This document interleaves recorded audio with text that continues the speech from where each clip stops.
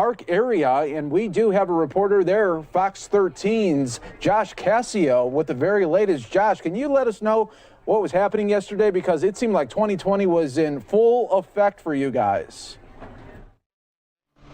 I tell you what, 2020 can't end soon enough. We are standing in an industrial park in Pinellas Park, where around just before 4 o'clock yesterday, we learned an EF2 tornado blew through here. That means wind speeds in excess of 100 miles an hour. And let me tell you, standing here, just looking around, you can absolutely tell that storm packed a punch. In fact, if you look behind me, you can see all that metal awning there, and underneath it, a beautiful blue Jeep just sitting there.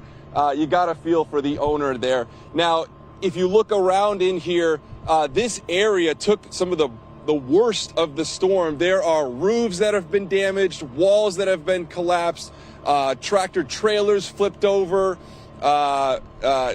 debris everywhere, trees down, limbs snapped like twigs.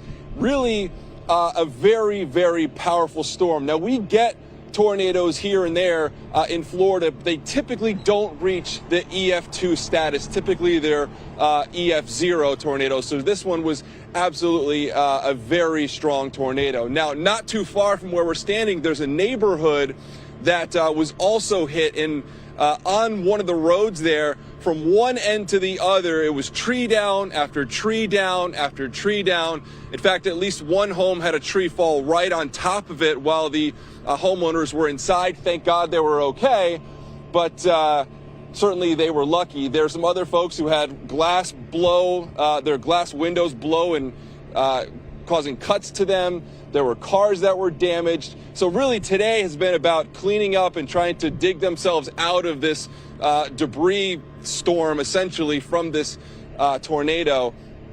You can probably hear chainsaws in the background. We've been hearing a lot of chainsaws, a lot of neighbors helping each other, city workers out here cutting through the downed trees. There are downed power lines. Most of the power has been returned, but you still see downed power lines and police officers blocking neighborhood areas out here. So yesterday, I'll tell you what, it was a scary, about a couple minutes for people. They say it went by really quick. They described it sounding like a freight train. You've probably heard that before, but that is what it sounds like. And, you know, whenever you cover a tornado, you always hear people say it sounded like a freight train rolling through, and yesterday was no different. But certainly, from what we're seeing out here, still a few more days at least of cleanup needed, just because of the amount of debris that was blown and scattered everywhere, especially through this industrial park and, again, through that neighborhood not too far away.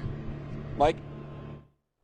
Yeah, that's definitely what you hear during those times when they say freight train just pushing through. And then can you just explain what you're hearing from people there on the ground? You heard people in the community helping each other out there. That's great, as we're just a week away from Christmas here. Yeah, and that is really the silver lining. There's two silver linings to this whole thing. Number one, the fact that there were no serious injuries or deaths. So we had an EF2 blow through and no one got seriously hurt. So that's silver lining number one. And number two is the fact that you have all these neighbors coming together right now. Anyone last night that had a flashlight or a chainsaw was out there helping their neighbors, helping other folks get through this, and it's one of those heartwarming things to see. As bad as it was, a lot of the officials are saying it's a miracle that no one was hurt. And just the fact that everyone was coming together and helping each other out during this time, obviously with COVID and everything going on, it's been a tough time here in Florida, tough time everywhere across the country. And then you add this on top of it, but then you see all the folks come together, and it's really what makes this country so great. These folks are coming out and helping each other, whether they know their neighbors or not. They were all out there yesterday and today helping everyone, cut through trees, clear debris, all that good stuff. So it was certainly heartwarming to see, despite the fact that it was a very scary night for folks last night. Yeah, it really was. When we were seeing those aerials and we were just showing some of it from yesterday, I just couldn't believe that this tornado pushed through in December. I mean, how rare is this? You know, again, we do get tornadoes from time to time, but rarely do you get an EF2. And we do know, actually, there was a tornado that blew through that same neighborhood, but this was back in 1992. So some of the longtime residents had some not so fond memories today. But again, we don't typically see EF2 tornadoes blowing through. When we do have them, they're usually EF0s, which are still can cause damage, of course, but nothing as strong as an EF2, which again has wind speeds well in excess of 100 miles an hour. And there we go. Josh Cassio from Fox 13 giving us the very latest that he is seeing across the board there in Pinellas Park, Florida. Thank you so much.